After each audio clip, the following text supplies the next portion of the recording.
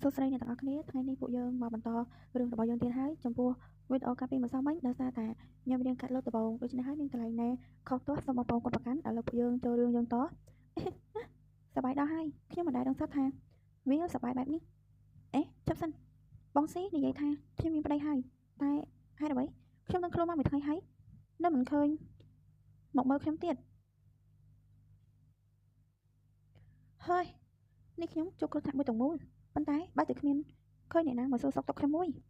កំឡោះតូចនិយាយទាំងមកកំពុងតែនៅញ៉ាំនំនៅឡើយនិងញ៉ាំបណ្ដាក៏រអ៊ូបណ្ដាពីរឿងរបស់ខ្លួនថ្ងៃថ្មីអ្នកប្រុសរបស់ស៊ីនអ្នកប្រុសមិនអីទេមែនទេអ្នកប្រុសមានឈឺត្រង់ណាឬក៏អត់រេស៊ីននៅពេលចូលមកដល់ខាងក្នុងក៏រត់ទៅអោបរៀងតូចនិងយំយកតែម្ដងនាយគឺជាអ្នកបម្រើផ្ទាល់ខ្លួនរបស់កំឡោះតូចនេះហើយជិតសិនលោកជាអ្នកណាហើយស្គាល់ខ្ញុំដែរនៅពេលឃើញនាយតូចក៏សួរអ្នកប្រុសមិនចាំខ្ញុំទេខ្ញុំគឺរេស៊ីនណាគឺជាអ្នកបម្រើផ្ទាល់ខ្លួនរបស់អ្នកប្រុសនោះអីអ្នកប្រុសឡើងចាំខ្ញុំហើយស៊ីន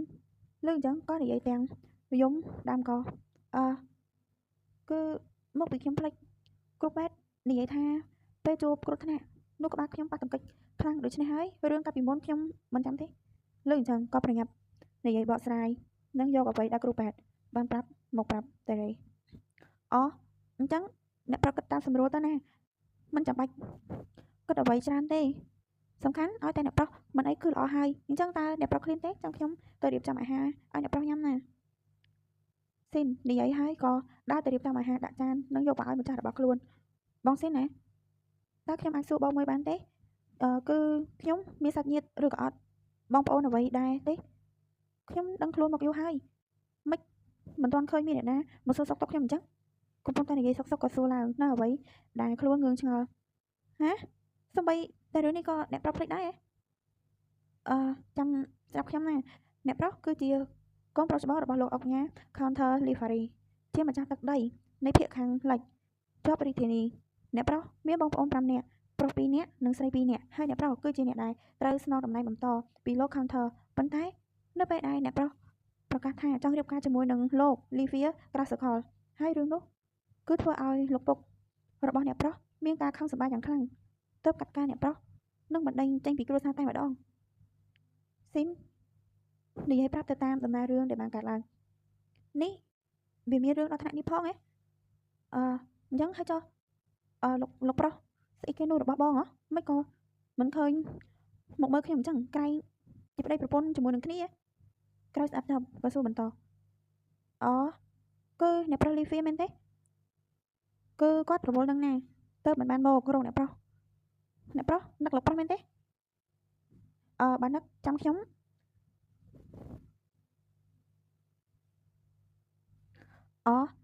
គឺលោកប្រុសគាត់រវល់នឹងណាតែអ្នកប្រុសនឹកលោកប្រុសមែនទេបើនឹកចាំខ្ញុំនឹងតែទៅឲ្យអ្នកប្រុសនិយាយជាមួយនឹងគាត់ណាប៉ុន្តែអ្នកប្រុសមិនគួរនិយាយបែបនេះទេលើអញ្ចឹងស៊ីនក៏និយាយទៅទាំងសើចនឹងហាមទៅកាន់រីនអត់ទេកុំទេទៅអីគេមិនមកក៏ល្អហើយខ្ញុំជិះនិយាយជាមួយគេណាគ្មានចង់ជួបអីបន្តិចទេលើអញ្ចឹងក៏ប្រញាប់បដិសេធនឹងញ៉ាំអាហាររបស់ខ្លួនបន្តមិនក៏អញ្ចឹងក្រែងកាលពីមុនអ្នកប្រុសតែងតែចង់ឲ្យលោកប្រុសមករកនឹងនៅចិត្តមិនអញ្ចឹងបើថ្ងៃណាមួយលោកប្រុសមិនមករកអ្នកប្រុសនោះទេអ្នកប្រុសច្បាស់ជារករឿងមិនខានតែឥឡូវមិនក៏ធ្វើឲ្យអញ្ចឹងស៊ីនសួរទៅតែងឿងឆ្ងល់ព្រោះកាលពីមុនណា